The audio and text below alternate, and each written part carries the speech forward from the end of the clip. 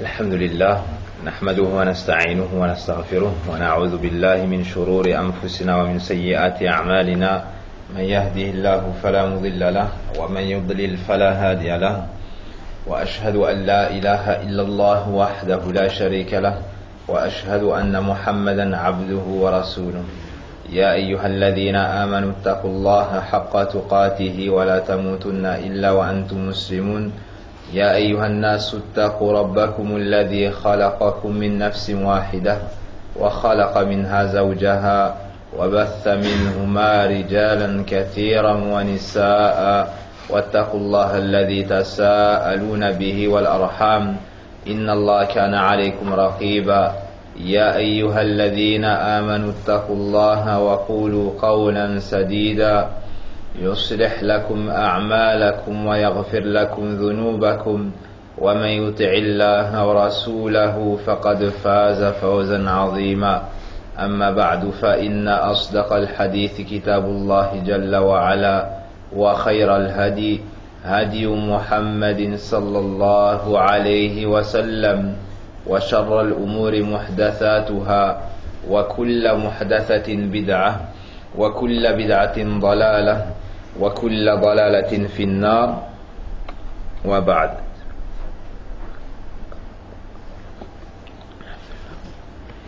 فأحمد الله العلي الكبير رب العرش العظيم الذي يسر لنا هذه الفريضة ثم هذا المجلس الذي يسأل الله سبحانه وتعالى أن يبارك فيه. On remercie Allah subhanahu wa ta'ala pour ses nombreux bienfaits, et plus particulièrement pour cette obligation qu'il nous a permis d'accomplir, Salatul Asr, qui est Salatul Wusta selon l'avis de beaucoup de savants, la prière médiane. Wala hawla lana wala quwwa illa billah subhanahu wa ta'ala. Il n'y a de force ni de puissance si ce n'est par Allah subhanahu wa ta'ala. Et le fait que tu réussisses à accomplir une obligation, sache que cela est un grand bienfait d'Allah subhanahu wa ta'ala sur ta personne. Ça demande donc de ta part de la reconnaissance. وَلَمْ يَخْلُقِ اللَّهِ سُبْحَانَهُ وَتَعَالَى الْخَلْقَ عَبَثًا بل خلقهم لغاية عظيمة، وهي تحقيق عبادة الله رب العالمين وحده لا شريك له. وهو القائل في كتاب الكريم: وما خلقت الجن والإنس إلا ليعبدون. وقال سبحانه وتعالى: إياك نعبد وإياك نستعين. كما قال عز من قائل: يا أيها الناس اعبدوا ربكم الذي خلقكم والذين من قبلكم لعلكم تتقون. الآيات. Allah subhanahu wa ta'ala nous a créés pour un but qui a la plus grande importance. C'est la sagesse pour laquelle nous sommes tous créés, l'adoration d'Allah subhanahu wa ta'ala d'un culte sincère. Il nous dit à cet effet: je n'ai créé les djinns et les hommes que pour qu'ils m'adorent. Et il nous dit, et c'est le premier ordre dans le Coran: ô vous les gens, adorez votre Seigneur. Voici la sagesse pour laquelle Allah subhanahu wa ta'ala nous a tous créés, l'adorer seul d'un culte sincère. Et cette chose-là est son droit suprême sur ses créatures. Mu'adh radiyallahu anhu كان مع النبي صلى الله عليه وسلم فقال له: يا معاذ بن جبل. فقال: لبيك يا رسول الله وسعديك. قال: يا معاذ بن جبل. قال: لبيك يا رسول الله وسعديك. قال: يا معاذ بن جبل. قال: لبيك يا رسول الله وسعديك. قال: أتدري ما حق الله على العباد وما حق العباد على الله؟ قلت: الله ورسوله أعلم. قال: حق الله على العباد أن يعبدوه ولا يشركوا به شيئا. فهذا حق عظيم يجب علينا أن نتذاكره في جل مجالسنا كي لا نغفل عنها. هذا حق الله على العباد. Le prophète sallallahu alayhi wa sallam est avec Mu'adh ibn Jabal radiallahu anhu, il lui dit: ô Mu'adh ibn Jabal, sais-tu quel est le droit d'Allah sur ses serviteurs et le droit des serviteurs sur Allah? Je répondis: Allah et son messager sont plus savants. Il me dit: le droit d'Allah sur ses serviteurs est qu'il l'adore sans rien lui associer. Et le droit des serviteurs sur Allah qu'il ne châtiera pas un serviteur qui ne lui a rien associé. Donc ce droit, c'est un droit immense, le fait d'adorer Allah subhanahu wa ta'ala d'un culte sincère. Et parmi les plus grandes adorations qui nous ont été légiférées, il y a le jeûne du mois de Ramadan. Il y a le jeûne du mois de Ramadan. Lorsque Jibril alayhi salam est venu voir le prophète sallallahu alayhi wa sallam et qu'il l'a questionné sur l'islam, le prophète sallallahu alayhi wa sallam a répondu: al-islam an tashhada an la ilaha illallah wa anna muhammadan rasulullah wa tuqima as-salata wa tu'ti az-zakah wa tasuma ramadan wa tahujja al-bayt in istata'ta ilayhi sabila. Qala sadaqt fa'ajibna lahu yas'aluhu wa yusaddiquhu.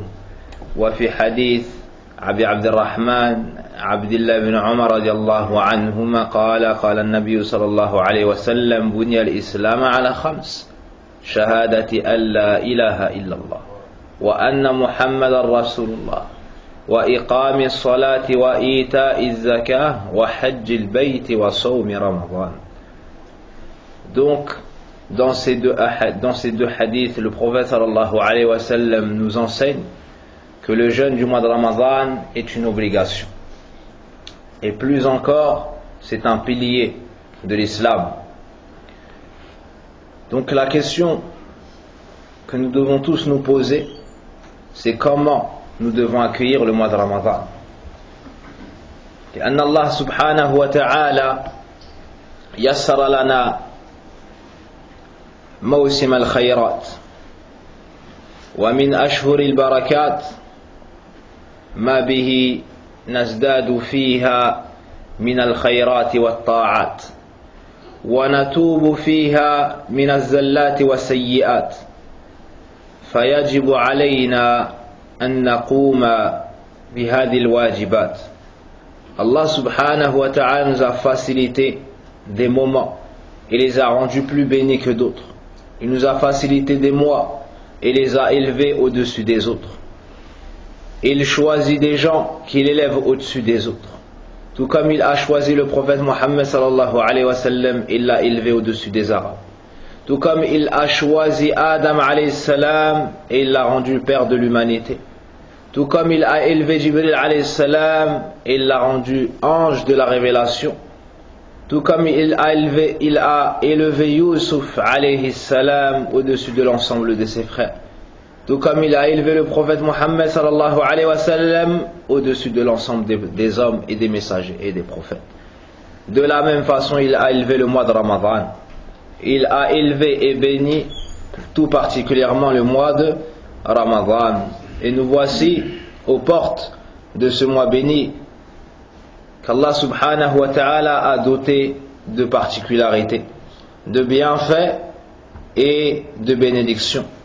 Nous devons tous donc nous préparer afin d'accueillir cet invité comme il le mérite. Et le prophète sallallahu alayhi wa sallam, comme Anas ibn Malik radiallahu anhu nous dit, il a annoncé la bonne nouvelle aux compagnons de la venue du mois de Ramadan. Il a annoncé la bonne nouvelle aux compagnons de la venue du mois de Ramadan et leur disait: Hadha shahru Ramadan ja'akum fihi tuftahu abwabu al-jannah wa tughlaqu abwabu an-nar wa tusaffadu fihi ash-shayatin. Le prophète sallallahu alayhi wa sallam annonçait la bonne nouvelle aux compagnons et leur disait: voici venu le mois du Ramadan. Durant celui-ci, les portes du paradis sont ouvertes. Durant celui-ci, les portes de l'enfer sont fermées. Durant celui-ci, les démons sont enchaînés. Pourquoi est-ce que le prophète sallallahu alayhi wa sallam cite ces caractéristiques? Les portes du paradis sont ouvertes afin de nous encourager à faire le bien. Lorsque tu entends parler du paradis, cela doit susciter en toi al-raja, l'espoir, al-tama', Tu dois vouloir accéder à ce paradis. Tu vas donc agir. Aussi, on te donne une autre information, c'est que les portes de l'enfer sont fermées. Donc ça décourage la personne de commettre des péchés. Ça décourage la personne de commettre des péchés. Et on lui rajoute une information. Les shayatines sont enchaînés. Les shayatines les plus nuisibles aux gens sont enchaînés. فَفُرْصَةٌ طَيِّبَةٌ كَيْ نَتَقَرَّبَ إِلَى رَبِّنَا سُبْحَانَهُ وَتَعَالَى وَهَلْ خُلِقْنَا إِلَّا لِذَلِكَ. Donc c'est une occasion qu'on a pour nous rapprocher davantage d'Allah subhanahu wa ta'ala. Le musulman adore Allah tabaraka wa ta'ala durant le mois de Ramadan et durant les autres mois. Si ce n'est que dans les moments et les endroits qui sont plus particuliers auprès d'Allah subhanahu wa ta'ala, encore plus bénis, le musulman leur donne donc plus d'importance et fait encore plus d'efforts. Sinon, l'obligation pour chaque musulman est d'adorer Allah subhanahu wa ta'ala où qu'il soit. Où qu'il soit, il doit adorer Allah subhanahu wa ta'ala, et quel que soit son âge, jusqu'à ce que la certitude, jusqu'à ce que la mort lui vienne. Donc ce mois n'est pas comme les autres mois. Celui qui se comporte durant ce mois comme les autres mois ne va pas réussir son épreuve, ne va pas réussir son jeûne, ne va pas réussir à tirer profit pleinement de ce mois. فهي فرصة طيبة وأنت ما تدري هل ستعود عليك أم تموت قبل ذلك. فقد أخبرنا ربنا سبحانه وتعالى في كتابه الكريم بأن ذوي الأنفس يموتون، فقال كل نفس ذائقة الموت ثم إلينا ترجعون. Allah subhanahu wa ta'ala nous informe dans le Coran que toute âme goûtera la mort. Et qui sait si nous allons atteindre ce mois. Et pour ceux qui vont l'atteindre, qui sait s'il va finir de jeûner ce mois. Combien de gens étaient avec nous et ont jeûné à côté de nous le Ramadan passé, de l'année passée, et n'ont pas eu la joie de revoir ce mois. Combien ont fêté l'Eid avec nous et n'ont pas eu l'occasion de pouvoir refêter un autre Eid. Donc c'est une occasion, tu ne peux pas la négliger et tu ne peux pas la manquer, car tu ne sais pas si tu pourras la remplacer et si tu pourras te corriger par la suite. Et le prophète sallallahu alayhi wa sallam disait parfois à ses compagnons pour la prière, qui pourtant se répète au minimum 5 fois par jour: wa sallu salata muwadda'in. Priez comme si c'était votre dernière prière. Priez comme si c'était votre dernière prière. Pourquoi est-ce que nous sommes distraits par moments dans la prière? Parce que la personne entre, elle pense déjà qu'elle pourra reprier, ainsi de suite. Mais celui qui rentre dans la salat, et il se dit c'est ma dernière prière, on va me récupérer mon âme. Comment est-ce qu'il sera dans cette salat? L'imam va réciter une sourate courte, il ne sera pas content. Contrairement à celui qui n'a dans son cœur que la dunya. Son seul souci, c'est de sortir vite de la salat. Mais celui qui rentre dans la salat, il pense que c'est sa dernière salat, wallahi qu'il n'est pas pressé de sortir de la prière. Car il sait, il se trouve devant qui? Le Seigneur des mondes subhanahu wa ta'ala. De la même façon, pour le jeûne du mois de Ramadan, à sa venue, dis-toi que probablement, ou peut-être, c'est ton dernier jeûne. Comment est-ce que tu vas l'accueillir et comment est-ce que tu vas te comporter durant ce jeûne? Et la plupart de ceux qui ne réussissent pas dans ce jeûne, la cause est l'ignorance des bienfaits. L'ignorance des bienfaits tirés du Coran ainsi que de la sunna du prophète sallallahu alayhi wa sallam concernant les mérites qu'il y a à jeûner dans ce mois. Concernant les mérites qu'il y a à prier dans ces nuits. Concernant les mérites qu'il y a à être généreux durant ce mois. La plupart des gens, أكثر من يضيع هذا الشهر بسبب جهله بفضائله، بسبب جهله بمناقبه، بسبب جهله بهدف الصيام بسبب جهله بثواب القيام. Donc la plupart des gens qui échouent durant ce mois, cet échec est dû à leur ignorance des bienfaits et des mérites du mois de Ramadan. Par exemple, le prophète sallallahu alayhi wa sallam nous dit: Man sama Ramadan imanan wa ihtisaban ghufira lahu ma taqaddama min dhanbi. هذا الحديث يمر بنا سنويا نسمعه ونحفظه لكن من يتدبره ومن يستفيد منه. Ce hadith, dans ce hadith, le prophète sallallahu alayhi wa sallam nous dit: celui qui jeûne le mois de Ramadan, et qu'il soit un homme, une femme, c'est général, celui qui jeûne le mois de Ramadan, imanan, avec foi, c'est un mu'min, ya'budullah la yushriku bihi shay'a, yusaddiqu bi risalati an-nabi sallallahu alayhi wa sallam, yu'minu billahi al-azim, wa ihtisaban, il espère la récompense auprès d'Allah. Celui qui jeûne avec foi, en espérant la récompense chez Allah, ghufira lahu ma taqaddama min dhanbi, lui sera pardonné l'ensemble de ses péchés passés. On entend ce hadith régulièrement chaque année, mais peu sont ceux qui en tirent véritablement profit, peu sont ceux qui le méditent, et ne le trouvera immense que celui qui a considéré le prophète sallallahu alayhi wa sallam. Ne le trouvera immense que celui qui connaît les effets néfastes des péchés sur la personne. Celui qui connaît la gravité des péchés se rendra compte de l'immense bienfait qu'il y a dans le jeûne de Ramadan. Subhanallah. Tu jeûnes un mois, Allah te pardonne tes péchés passés. Tu pries un mois, tu pries les nuits d'un mois, Allah te pardonne tes péchés passés. Wallah, ici ça avait été les péchés d'un jour, ça aurait été suffisant pour que nous fassions des efforts et nous apprêtions à accueillir ce mois de la même façon. Donc la question à laquelle on va essayer de répondre ici, c'est kayfa nastaqbilu shahra Ramadan. Comment devons-nous accueillir? Quels sont les préparatifs à faire pour accueillir le mois de Ramadan de la meilleure façon, afin de pouvoir le jeûner, afin de pouvoir réussir cette épreuve qui dure un mois.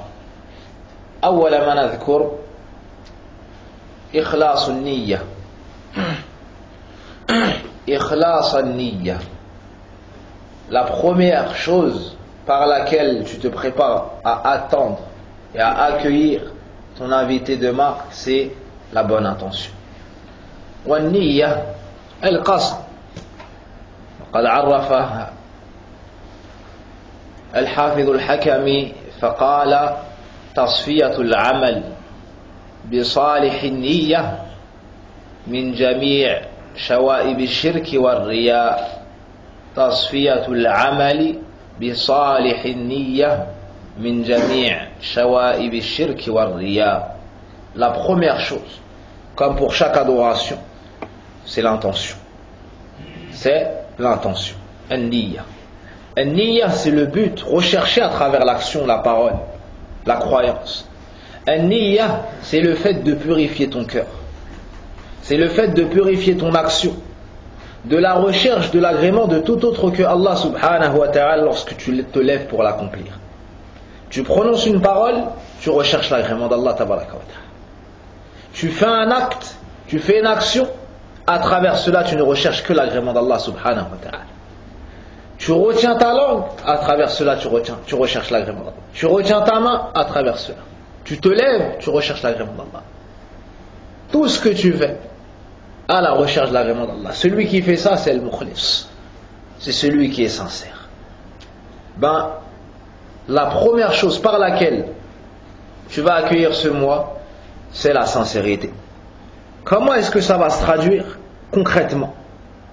Comment est-ce que ça va se traduire concrètement pour le jeûne du mois de Ramadan? La première chose, c'est l'azima. Tu dois être déterminé quant au fait de jeûner ce mois. Tu dois espérer qu'Allah te maintienne en vie et qu'Allah te maintienne en bonne santé et demander à Allah de te permettre d'attendre ce mois afin de le jeûner lorsqu'il entrera. ويثبت دخول شهر رمضان بأحد أمرين. Et l'entrée du jeûne du mois de Ramadan peut être affirmée par une de deux choses. On va essayer d'allier quelques savoirs concernant se rapportant au domaine de la jurisprudence, al-fiqh. Donc l'entrée du mois de Ramadan peut être affirmée par une de deux causes. Al-amr al-awwal ikmal shahr sha'ban 30 yawma. La première chose par laquelle on pourra dire que le lendemain ce sera le mois de Ramadan, c'est si le mois de Sha'ban atteint 30 jours. Car les mois lunaires sont soit de 29 jours, soit de 30 jours. Donc si on arrive au mois de Sha'ban, on n'a pas vu la lune, la 29e nuit, et qu'on arrive à 30 jours, le lendemain, on pourra juger que c'est le mois de Ramadan. La deuxième cause pour savoir l'entrée du mois de Ramadan, c'est le fait de voir la lune la 29e nuit du mois de Sha'ban. La 29e nuit du mois de Sha'ban. Quelqu'un de siqa, qawiyul basar, muslim, mumayyiz. Quelqu'un de confiance, quelqu'un de musulman, quelqu'un qui a dépassé l'âge du discernement, qui affirme avoir vu la lune. À ce moment-là, il informe l'autorité religieuse et l'autorité religieuse ordonne aux musulmans de jeûner. Comme dans le hadith d'Ibn Umar radiallahu anhu, ترى الناس الهلال فرأيتها فأخبرت النبي صلى الله عليه وسلم فصام وأمر الناس بصومه. Les gens cherchaient la lune. J'ai vu la lune et j'en ai informé le prophète sallam. Il a donc jeûné et a ordonné aux gens de jeûner. Donc, si un musulman de confiance qui a dépassé l'âge du discernement, qui a une bonne vue, voit la lune, on pourra juger de cela que le lendemain c'est le mois de Ramadan. Tu dois être déterminé quant à son jeûne. Ajoute à cela que tu ne dois pas jeûner par habitude, car tu as vu ta famille jeûner, car tes voisins jeûnent, car tu es un arabe ou car tu es un africain. أنت تصوم امتثالا لأمر الله رب العالمين لأنك خلقت لهذا. Aussi, tu ne dois pas jeûner par habitude, tu dois jeûner pour Allah subhanahu wa ta'ala, car c'est la sagesse pour laquelle tu as été créé. Tu jeûnes car c'est l'ordre d'Allah. Ya ayyuhalladhina amanu kutiba alaykum as-siyam kama kutiba ala alladhina min qablikum la'allakum tattaqun. Ô vous qui avez cru, il vous a été commandé le jeûne du mois de Ramadan,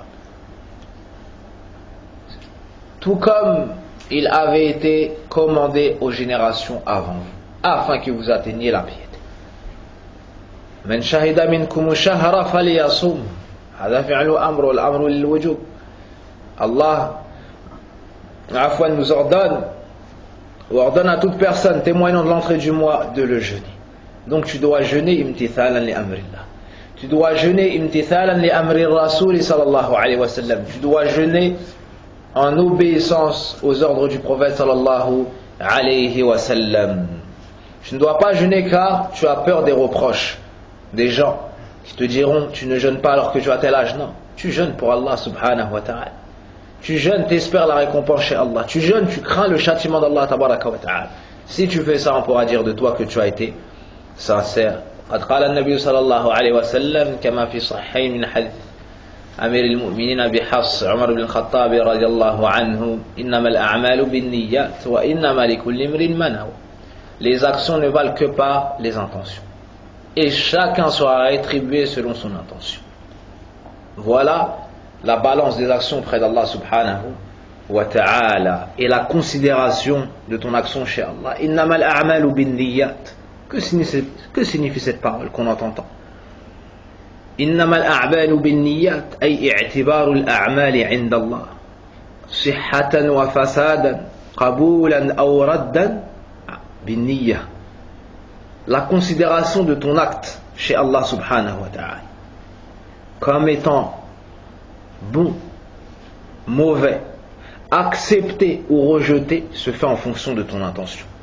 De cela tu comprends la place de la niya dans ton action, car ça repose sur cette chose-là. du moins la moitié de ton action repose sur cela.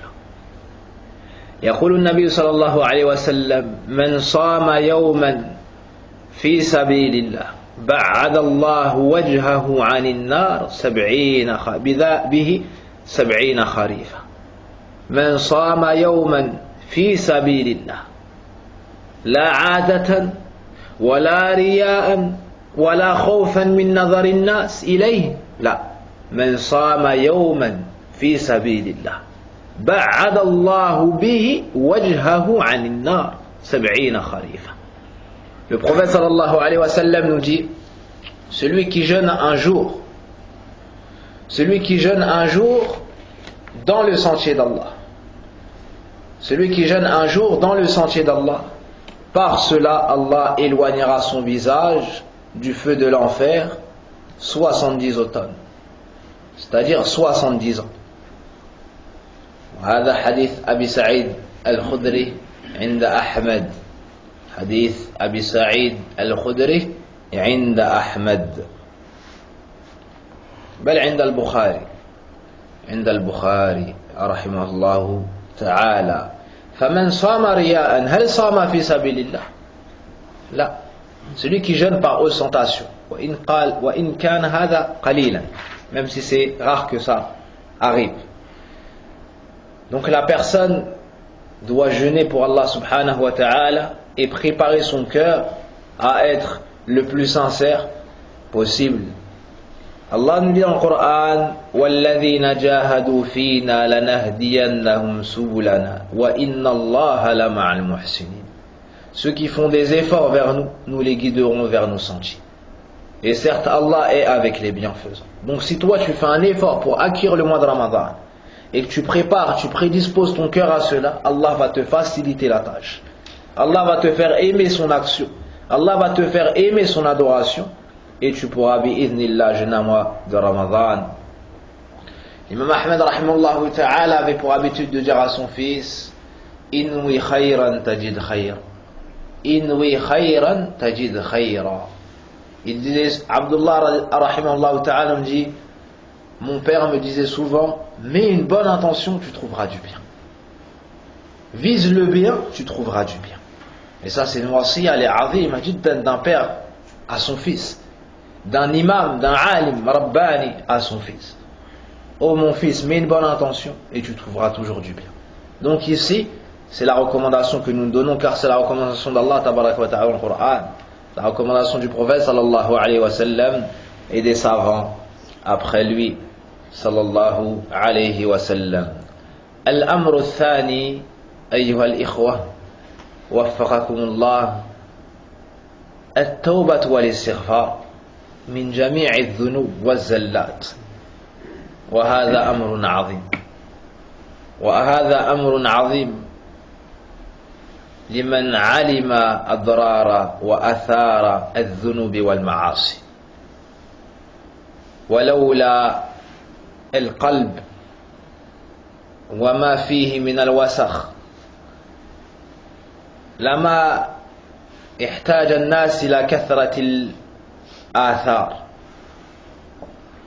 بل تدبر عواقب الذنوب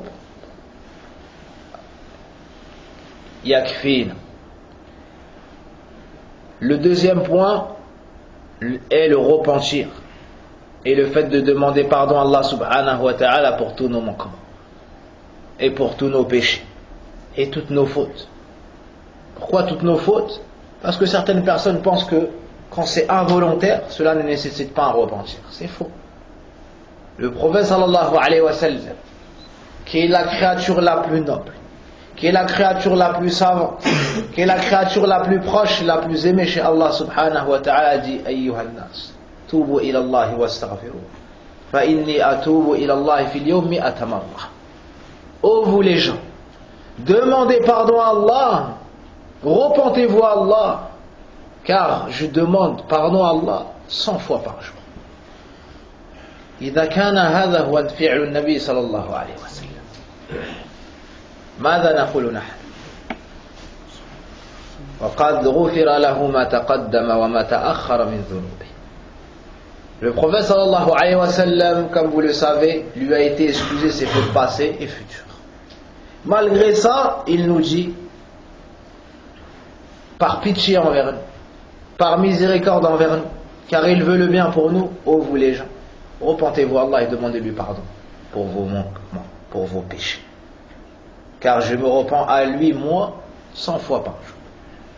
Et dans une assise, on lui comptait plus de 70 fois Astaghfirullah wa atubu ilayh.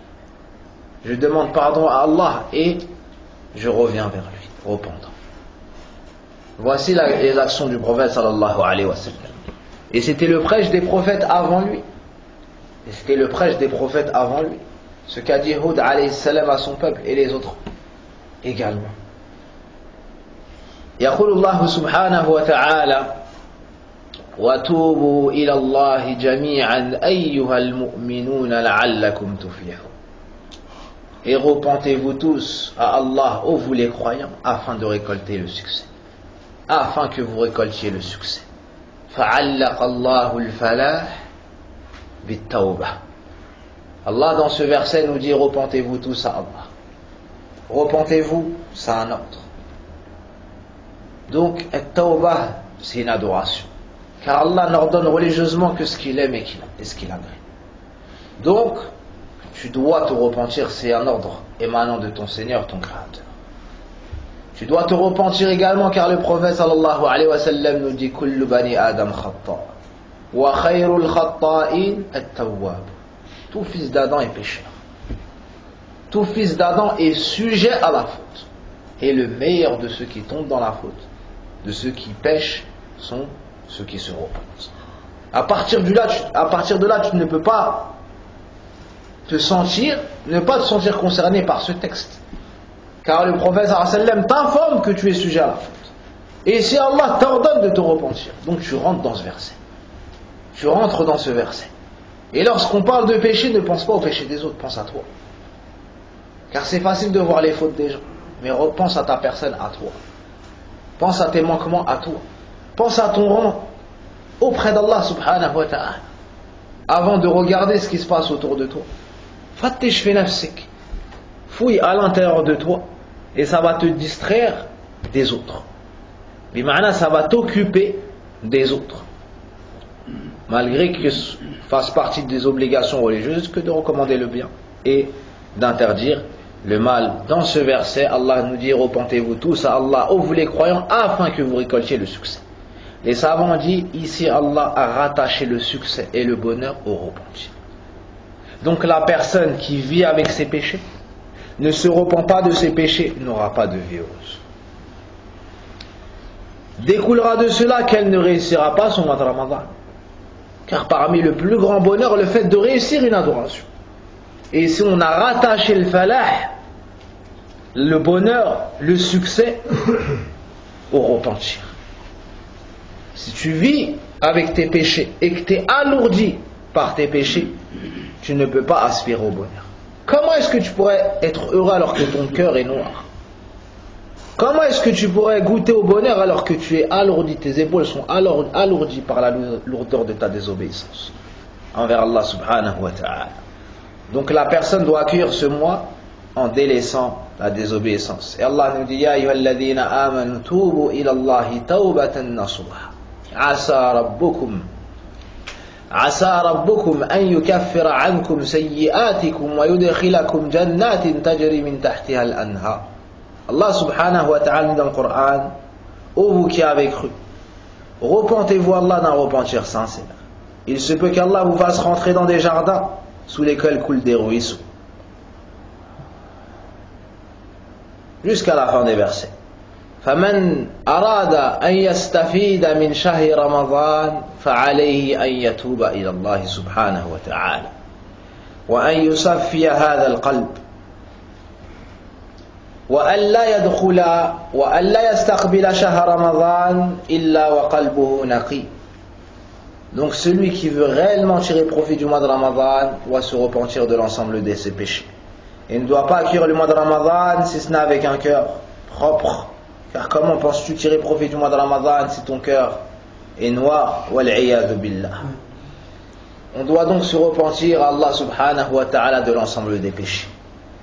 On doit se repentir à Allah subhanahu wa ta'ala de diriger nos cœurs vers autre que lui. On doit se repentir à Allah subhanahu wa ta'ala de l'adoration d'autre que lui. On doit se repentir à Allah d'aller voir des devins, des sorciers, et appelez-les comme vous voulez. Que tu dises el frère, ou que tu dises kada ou kada ou kada, ça ne change rien.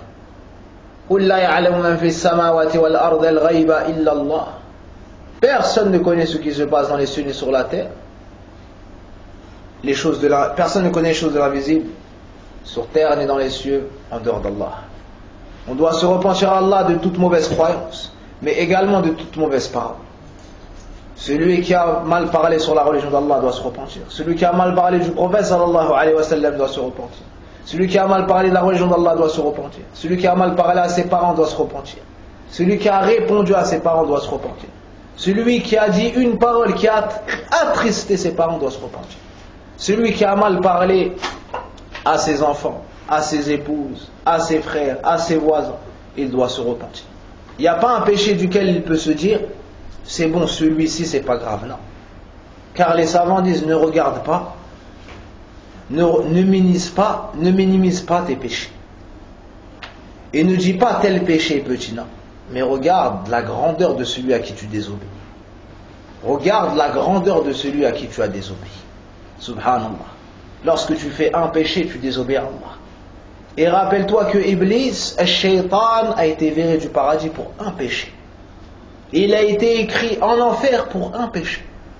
Subhanallah. Comment est-ce qu'après cela tu pourrais minimiser les péchés? Allah subhanahu wa ta'ala a fait rentrer un homme en enfer pour une parole qu'il a prononcée, après l'avoir adoré des années, après avoir été pieux des années. Il y avait deux hommes, deux amis, l'un était pieux et l'autre était un grand pécheur. Celui qui était pieux, à chaque fois qu'il voyait son ami dans le péché, lui disait Aqsi, ay utruk, hadil ma'asi, délaisse le péché, délaisse le péché. Et il lui répétait cela régulièrement. Un jour, il l'a vu dans un péché qu'il a immensifié à ses yeux, c'était énorme. Il lui a dit Wallahi la yaghfirullahu lak. Aqsama ala Allah an la yaghfira lah. Il a dit Wallahi, Allah ne te pardonnera jamais. Allah subhanahu wa ta'ala s'est mis en colère. Il les a ramenés les deux. Et a dit Man yata'alla alayya an la aghfira li fulan. Faqad ghafartu lah. Wa adkhaltuhu al-jannah. Wa ahbattu amalak.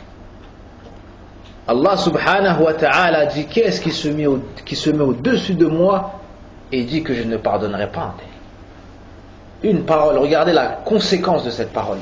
Cette langue peut faire attendre à la personne le feu de l'enfer sans qu'il ne prête attention à sa parole. Allah a ramené ces deux personnes et a dit qui est-ce qui se met au-dessus de moi et qui dit que je ne pardonnerai pas un tel. Allah a pardonné au grand pécheur et l'a mis au paradis. Ensuite, il a annulé l'ensemble des actions de celui qui a prononcé cette parole. Abu Hurayra radiallahu anhu, lorsqu'il a raconté ce hadith, a dit Wallahi, laqad awbaqa dunya wa akhirata bi kalimatin wahida. Par Allah, il a annulé son bas monde et son au-delà avec une seule parole qu'il a prononcée. Comment est-ce qu'après ça, el muslim, celui qui connaît Allah subhanahu wa ta'ala, celui qui sait qu'Allah est ala kulli shay'in qadir, latifun khabir, fa'alun lima yurid, comment est-ce qu'il pourrait dire ça n'est qu'un péché et ça n'est qu'une parole? Là, tu dois te repentir de l'ensemble des mauvaises paroles. Le prophète sallallahu alayhi wa sallam dit la personne prononce une parole sans y prêter attention, sans faire attention à ce qu'elle prononce. Par cette parole-là, Allah la met en enfer, l'espace qu'il y a entre l'Est et l'Ouest. Par cette parole-là, Allah l'envoie en enfer ab'ad mimma bayna al-mashriq wal maghrib.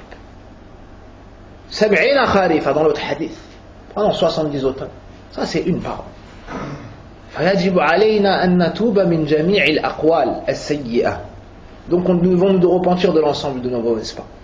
Tout comme nous devons nous repentir de l'ensemble de nos mauvaises actions. Celui qui s'est moqué de quelqu'un, celui qui a fait une mauvaise action, celui qui revient vers Allah, Allah accepte son repentir. وإني لغفار لمن تاب وآمن وعمل عملا صالحا ثم اهتدى.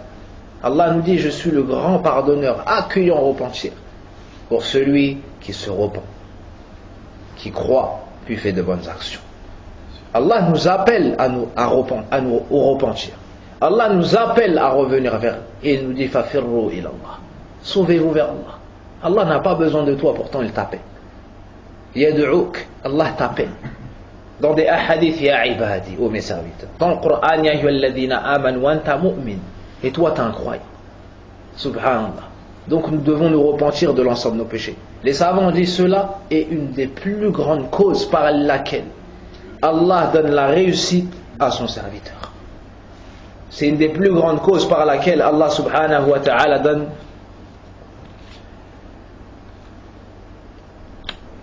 la réussite à son serviteur. Dans le hadith de Abu Huraira, man yata'alla alay, yani qui se permet de jurer en mon nom. Qui se permet de jurer en mon nom, pour la traduction. Et si tu reviens vers Allah, Allah accepte ton repentir. Le prophète sallallahu alayhi wa sallam nous dit, un homme a commis un péché. Il a dit, ya Rabb, adnabtu dhanban faghfir li. فقال الله إن عبدي هذا علم أن له ربا يأخذ بالذنب ويغفر الذنب فغفرت له ثم عاد أي إلى ذنب فقال يا ربي أذنبت ذنبا فاغفر لي فقال الله علم عبدي هذا أن له ربا يأخذ بالذنب ويغفر الذنب فغفرت له ثم عاد مرة ثالثة أي إلى الذنب فعصى ربه فقال أي ربي أذنبت ذنبا فاغفر لي فغفر له ثم قال فليفعل ما شاء غفرت لعبدي فليفعل ما شاء. Le prophète sallallahu alayhi wa sallam nous dit qu'un homme a commis un péché, puis il a dit au Seigneur, j'ai commis un péché, je te désobéis. Allah a dit, mon serviteur a fait un péché. Il a su qu'il avait un Seigneur qui châtiait pour les péchés et qui pardonnait les péchés. Alors je l'ai excusé, je lui ai pardonné son péché. Sais-tu quel est le sens de al-maghfirah? Lorsque tu dis astaghfirullah, est-ce que tu penses que c'est une parole yassira que tu prononces comme ça? Cette parole-là, c'est une cause pour que tu ne rentres pas en enfer. Cette parole-là, c'est une cause pour que l'heure du jugement dernier ne sonne pas encore. Deux choses empêchent l'heure. La présence du prophète sallallahu alayhi wa sallam et tawbat wal istighfar. C'est pour ça que dans surat at-Tawbah, Allah subhanahu wa ta'ala nous dit, et Allah ne va pas les châtier tant que tu es parmi eux. Cette cause-là est partie. Il reste qu'une cause, al-istighfar. Il reste une cause, at-tawhid. Le jour où ça va partir, Allah subhanahu wa ta'ala va faire se lever l'heure. Toi, écoute ce serviteur qui a commis un péché, qui revenait vers Allah. Allah a dit, mon serviteur a su qu'il avait un Seigneur qui châtiait pour les péchés, qui pardonne les péchés. Alors je lui ai pardonné. Mais que signifie al-istighfar? Lorsque tu dis astaghfirullah, que veut dire cette parole? Ça comprend trois choses. La première chose, tu demandes à Allah qu'il te cache ton péché. Personne n'en aura connaissance. La deuxième chose, tu demandes à Allah qu'il te l'efface, afin de ne pas le trouver dans tes feuillets au Qiyamah. Et la troisième chose, tu demandes à Allah qu'il te préserve des effets néfastes et des répercussions nocives dues au péché. Ibn Abbas nous dit, inna sayyi'a ظلمة في الوجه وسواد في القلب وضعفا في البدن وضيقا في الرزق وبغضا في قلوب العباد. Les péchés, c'est une noirceur dans le visage, ça ternit le cœur, c'est une faiblesse dans le corps, ça diminue ta subsistance, tes richesses, et ça fait en sorte que les gens te détestent. Et certains disaient, on désobéit à Allah et on voit un mauvais comportement dans nos bêtes et dans nos épouses. Subhanallah. La monture n'est plus aussi docile à cause des manquements du serviteur. Le serviteur est retombé dans le péché. Ensuite a dit, oh Seigneur, j'ai commis un péché, pardonne-moi. Allah a dit, mon serviteur a su qu'il avait un Seigneur qui pardonnait pour les péchés, un Seigneur qui châtiait pour les péchés. Alors je lui ai pardonné. Et il l'a refait cela encore une troisième fois. À la fin du hadith, mon serviteur, c'est à la fin du hadith qu'il fasse ce qu'il fait. qu'il fasse ce qu'il veut. Et ici, on ne t'appelle pas au péché. Ici, on t'appelle au repentir.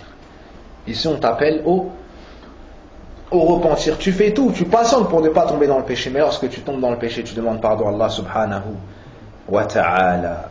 Et le prophète sallallahu alayhi wa sallam nous dit, Ash-shaytan dit, wa izzatika ya Rabb. Je ne cesserai de vouloir égarer tes serviteurs tant que leurs âmes seront dans leur corps. Shaitan adouka al-akbar te déclare la guerre. Et il fait la promesse et il jure qu'il ne te laissera pas tant que tu seras encore en vie. Et il essaiera de t'égarer dans le kufr, dans le shirk, dans les innovations, dans les grands péchés, dans les petits péchés. Perdre ton temps, délaisser les bonnes actions. Allah subhanahu wa ta'ala répond, bi'izzati wa jalali. Par ma puissance et ma majestuosité, je ne cesserai de leur pardonner tant qu'ils me demanderont pardon. Subhanallah. Est-ce qu'un mu'min yu'minu billahi wal yawmil akhir yasma'u hadha al-hadith thumma la yuhaddithu nafsa bit-tawbah? Est-ce que c'est possible qu'un croyant qui croit en Allah et au jour dernier entend ce hadith puis ne se dit pas je vais délaisser les péchés? Wazid ala dhalik ماذا قل يا عبادي الذين أسرفوا على أنفسهم لا تقنطوا من رحمة الله إن الله يغفر الذنوب جميعا إنه هو الغفور الرحيم. Dis ô vous mes serviteurs qui avez commis des excès à votre propre détriment, ne désespérez pas de la miséricorde d'Allah, car certes Allah pardonne tous les péchés, c'est lui le pardonneur et le miséricordieux. Donc la personne ne reste pas dans ses péchés. La personne accueille le mois de Ramadan après avoir demandé pardon pour l'ensemble de ses péchés. Et pour que ton repentir soit sincère et accepté chez Allah, il y a plusieurs conditions. La première, c'est la sincérité. La deuxième, c'est arrêter le péché. Change. Dis pas mais, non. Change, enlève ce péché. Change, corrige-le. Troisièmement, avoir la ferme intention de ne plus retomber dans ce péché. Tu dois détester ce péché parce que tu désobéis à Allah, celui qui t'a tout donné. Celui qui t'a guidé à cette religion. Celui vers qui tu vas revenir. Ce repentir doit avoir lieu pendant qu'il en a encore temps. C'est-à-dire jusqu'à l'agonie. Jusqu'à l'agonie, tu peux te repentir. Ça c'est le temps qui appartient à chacun. Et il y a le temps général, c'est jusqu'à ce que le soleil se lève de l'autre côté. Donc, qu'on craigne Allah et qu'on revienne vers lui et qu'on délaisse l'ensemble des péchés. Tu t'étonnes de voir des gens qui ont foi en Allah, foi au prophète sallam, au jour dernier. Ils viennent à la mosquée, ils prient à côté de toi. Et lorsque tu regardes des actions qu'il fait, subhanallah, tu dis comment est-ce qu'il peut faire ça? Comment est-ce qu'il peut faire ça? Tu dois te repentir, tu dois délaisser la désobéissance. Comment est-ce que tu vas vivre dans la désobéissance alors que tu as été créé pour le contraire, l'obéissance d'Allah subhanahu wa ta'ala? La personne doit avoir honte de désobéir à Allah alors qu'elle est vue par son Seigneur, alors qu'elle est vue par les anges, alors que les anges écrivent ses actions. Quand tu te caches dans le noir et tu désobéis et personne ne te voit, ne crois pas que tu es tout seul. Les anges écrivent ce que tu fais et Allah te voit, celui qui a créé le noir, il te voit. Tu te caches pour désobéir à qui? Si tu peux trouver un endroit où Allah ne te voit pas, va et désobéis à Allah. Si tu ne peux pas, délaisse la désobéissance et repens-toi. Et Allah, khaliqu kulli shay, c'est le créateur de toutes choses. وهو بكل شيء على كل شيء وكيل أو بكل شيء وكيل. C'est le garant de toutes choses. Donc la seule solution c'est de revenir vers lui. Le troisième point est le dua wal isti'ana. Le fait de demander l'aide à Allah subhanahu wa ta'ala et de l'invoquer. وقال ربكم ادعوني أستجب لكم إن الذين يستكبرون عن عبادتي سيدخلون جهنم داخلين. Allah nous dit dans le Coran, et votre Seigneur dit, invoquez-moi, je vous répondrai. Donc on demande à Allah de nous aider à jeûner ce mois, de nous maintenir en vie et en bonne santé afin de pouvoir le jeûner.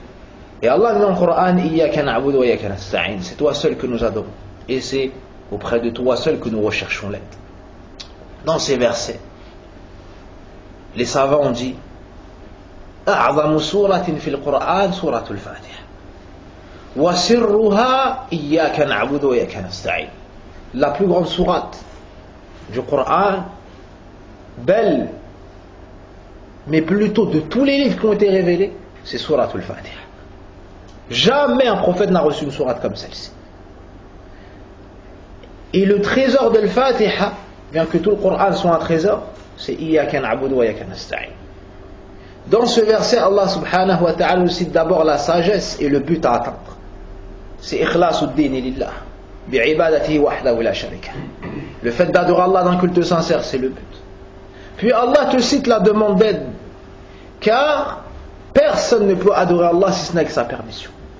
Personne ne peut adorer Allah si ce n'est avec sa grâce. Donc tu demandes à Allah de t'aider à réussir et à atteindre le but. Donc si tu veux jeûner, ce qui est le but, l'adoration d'Allah Azza wa Jalla wahdahu la sharika, cherche l'aide auprès d'Allah subhanahu wa ta'ala. Le prophète sallallahu nous apprend cela dans toutes nos affaires. قال المؤمن القوي خير وأحب إلى الله من المؤمن الضعيف وفي كل خير. ثم بعد ذلك احرص على ما ينفعك. Sois motivé dans ce qui t'est profitable. Donc recherche l'aide auprès d'Allah subhanahu wa ta'ala. Et dans cela il y a une adoration, ad-du'a huwa al-ibada. Fala tawfiq illa min indillah. La réussite ne provient que d'Allah subhanahu wa ta'ala. Et sans Allah tu ne pourras pas réussir à faire la moindre adoration ni réussir tes actions. الأمر الرابع محاسبة النفس.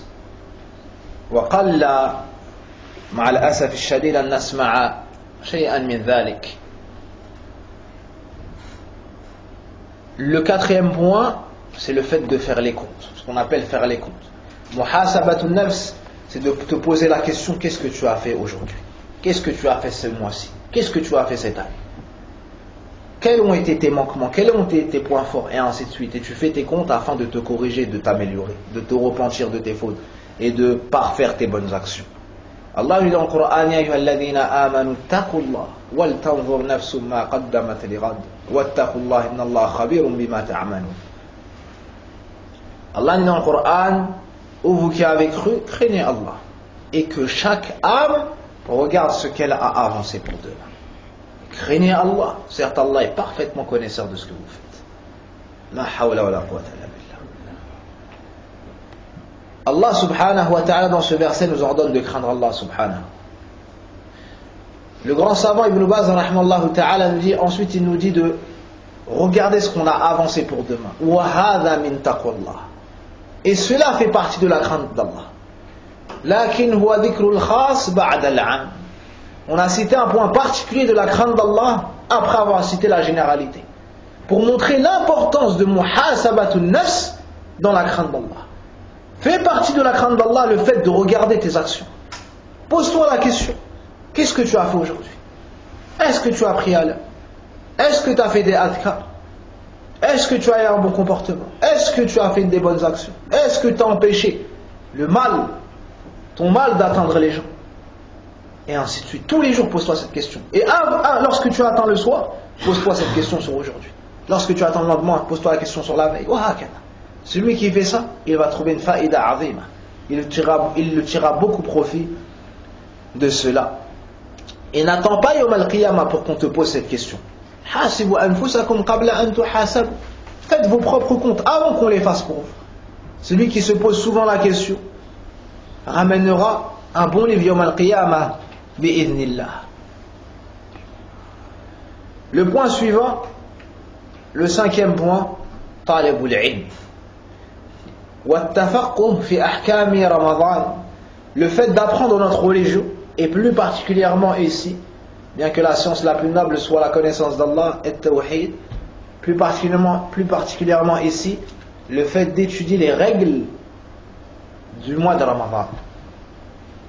Par exemple, les conditions de l'obligation du jeûne. Par exemple, pour qui est-ce permis de ne pas jeûner? Comment celui qui a raté un jour le rattrape?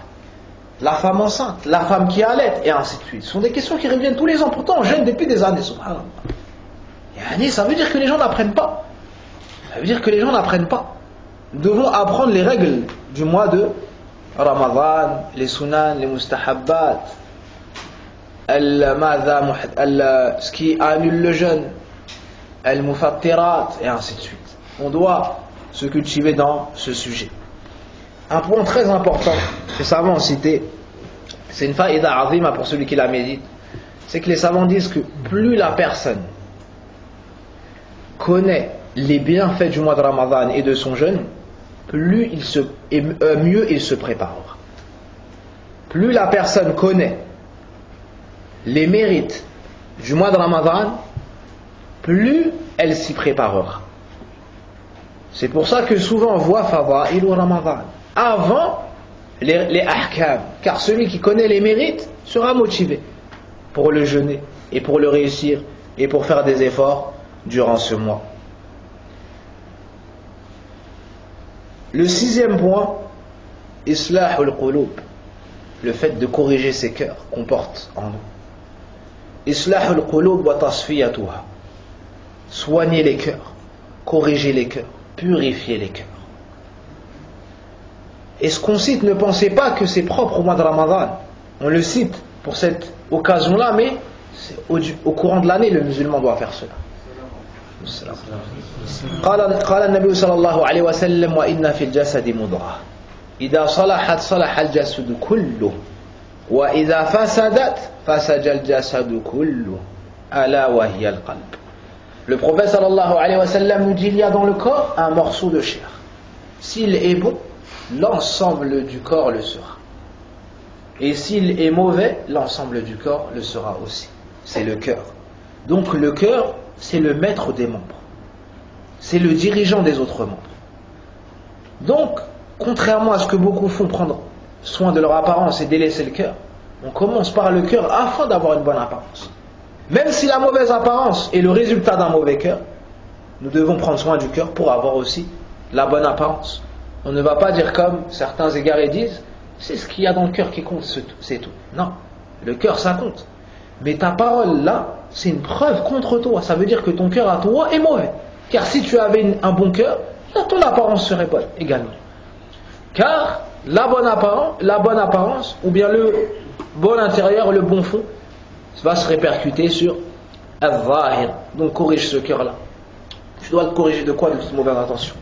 Tu dois le corriger de quoi? De riche, de la tromperie des musulmans, de la tricherie, de l'hasad, de l'envie, de la jalousie et de toutes les maladies du cœur.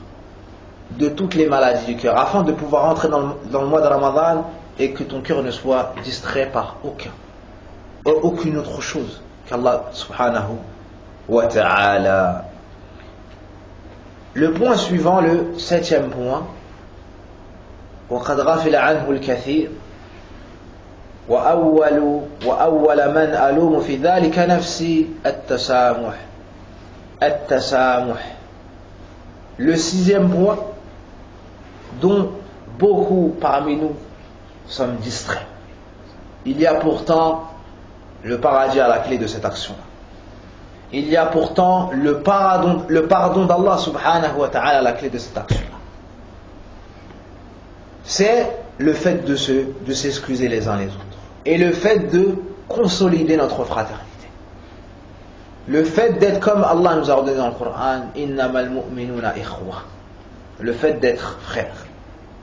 Le fait d'être comme le prophète sallam nous a ordonné, wa kunu ibadallahi ikhwana. Et soyez vous, ô serviteurs d'Allah, soyez ô serviteurs d'Allah des frères. Ça veut dire quoi être des frères? Comme le prophète sallam a dit dans le hadith de Anas ibn Malik radiyallahu anhu, la yu'minu ahadukum hatta yuhibba li akhi ma yuhibbu li nafsi. Personne d'entre vous ne sera véritablement croyant tant qu'il n'aimera pas pour ses frères ce qu'il aime pour lui-même. Ibn Rajab rahimahullah ta'ala nous dit, et cela vient de la tranquillité du cœur vers l'ensemble de tes frères. Tu ne peux pas aimer pour lui ce que tu aimes pour toi-même tant que ton cœur ne sera pas propre. S'il y a de la jalousie, comment est-ce que tu vas vouloir pour lui ce que tu veux pour toi? Si tu l'aimes pas, si tu le détestes, si ton cœur est sale, comment est-ce que tu vas vouloir pour lui ce que tu aimes pour toi-même? Non. Et ça c'est min al-khayr. Comme c'est venu dans une riwaya, tu dois aimer pour lui le bien.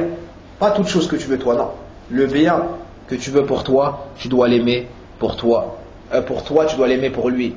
يقول النبي صلى الله عليه وسلم لا تحاسدوا ولا تباغضوا ولا تناجشوا ولا تدابروا وكونوا عباد الله إخوانا.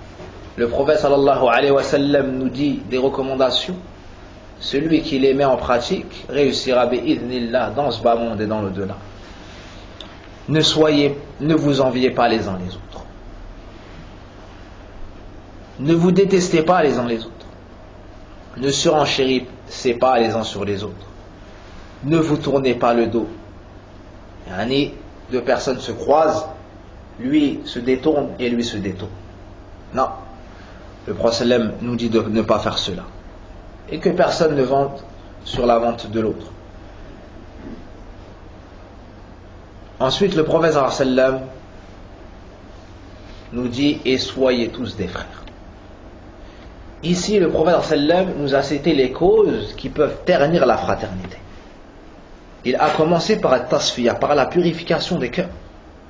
Ensuite, il nous a appelés à cet ordre-là, d'être de vrais frères. Celui qui fait ces causes, bi'idhnillah, il va réussir son jeûne du mois de Ramadan.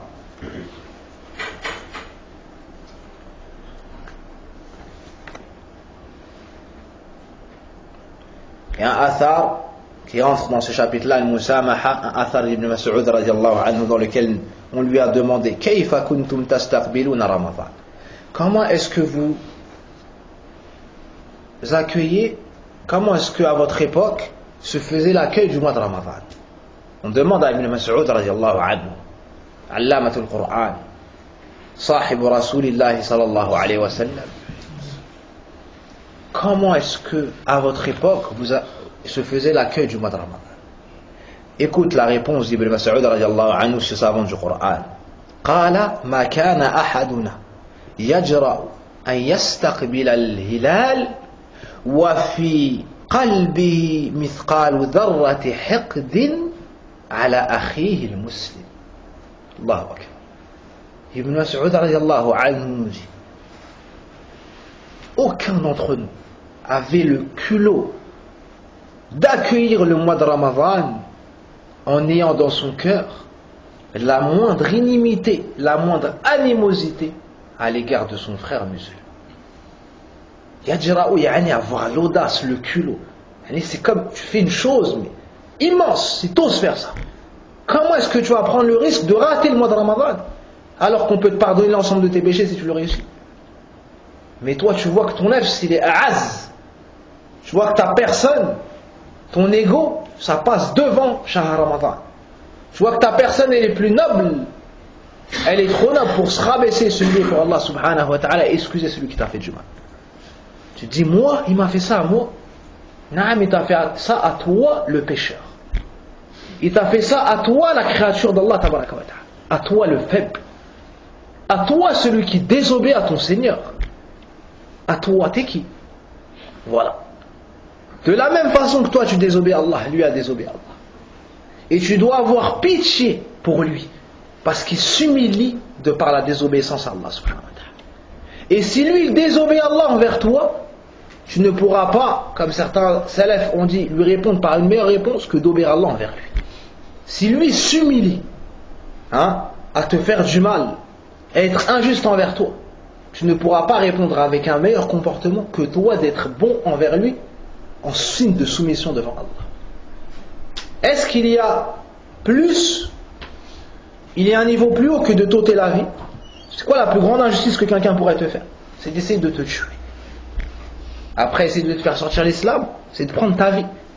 Lorsque le fils d'Adam, son frère, a voulu lui ôter la vie, il lui a dit: si tu tends ta main pour m'ôter la vie, je ne lèverai pas la mienne pour ôter ta vie. C'est quoi la cause de ça? Inni akhafullah. Il a dit: j'ai peur d'Allah. Toi, tu dois avoir peur d'Allah subhanahu wa ta'ala.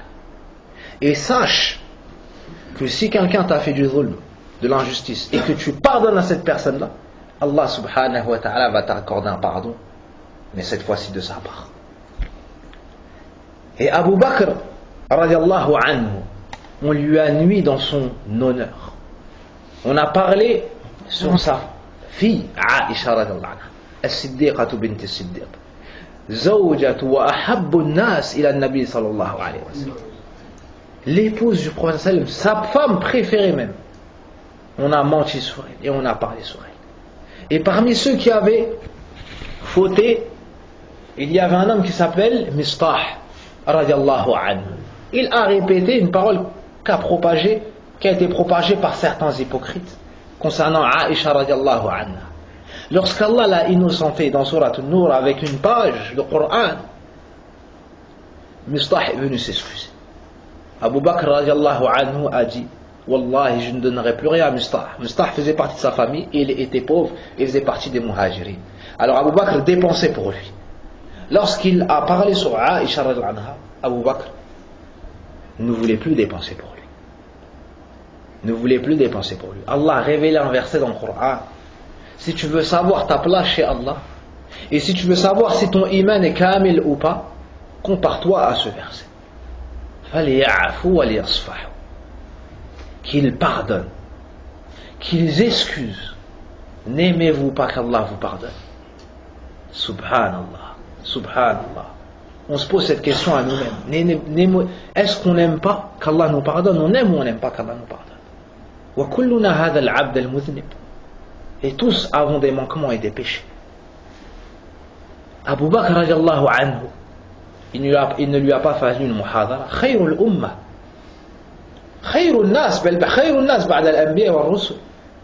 Lorsqu'il a entendu ce verset, alors qu'on avait calomnié sa fille, il a dit, Bala.